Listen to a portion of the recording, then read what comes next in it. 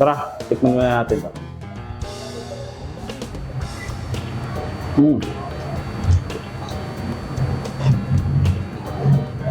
Ba't ibang pagkain na galing sa ibang bansa ang nakahiligan ng mga Pilipino? At isa dyan ay ang paboritong merienda ng karamihan, ang takoyaki. Ngayong araw nga ay dumayo kami ni Bonita sa Pag-asa, Imus, Cavite upang bisitahin at alamin ang pagkain na tinitinda ng Kirsty, Tarik, and Takoyaki. Mukhang sa pangalan pa lang, alam nyo na ang kanilang itinitinda. Kaya naman sinubukan namin at tinikman ito.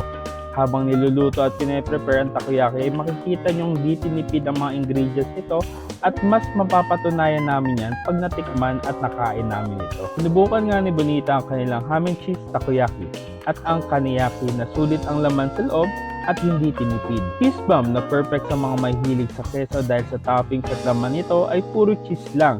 At bukod sa takoyaki ay sinubukan din ni Bonita ang overload nachos nila na perfect pamare sa kanilang fruit tea. So, ito naman guys, yung overload nila. Ayan. So, ang laman nito is meron siyang cheese, tsaka octobit.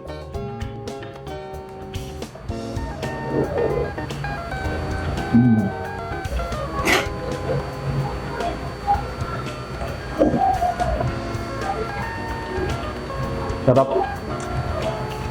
Wala na akong masabi iba. Pero masarap talaga siya. Ito naman try natin is yung mozzarella nila. So ito naman ang difference niya sa ibang takoyaki na flavors nila. Ito is parang overload and then may mozzarella cheese sa ibabaw na tinorch. Yan. So yung overload niya is meron siyang lamang octobit. Ayan, meron ding cheese and grabe. Kain tayo.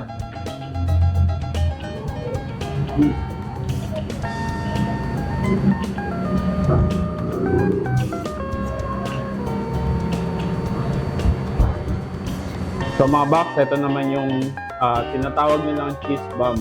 So lahat ng laman nito is purong cheese lang talaga. Tapos meron siyang toppings na cheese din, na tinorch. Ayan, at saka siyempre yung special sauce ng takoyaki. Ito wala tong octobits or wala siyang ham and cheese. Talagang purong cheese yung laman. So tikman natin to guys.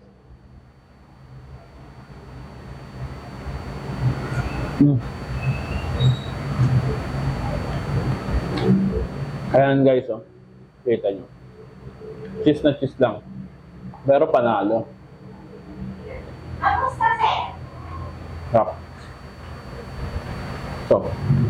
So, eto, titikman natin yung kanilang baby octopus, no? So, kanina pa lang nung niluluto, sobrang takam na takam ako, guys. Kasi, sobrang laki nung octopus talaga niya. Yung baby octopus, no? Pero, ayan, napagkasya nila sa isang bilog. Pero, makikita nyo, grabe. Tara, tikman muna natin to.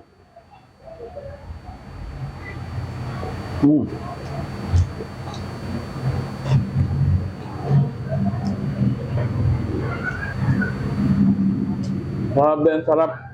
Hindi matigas or hindi makunat yung octopus, yung baby octopus nila. Sa panalong-panalo. Medyo may pagkamaalat yung lasa niya. Hindi natin alam kung ano yung flavoring. Pero kung kayo yung nakakain naman ng takoyaki, alam niyo yung mixture na hinahalo. Halos wala nang ganun. Talagang mismong laman lang talaga siya. Makikita nyo.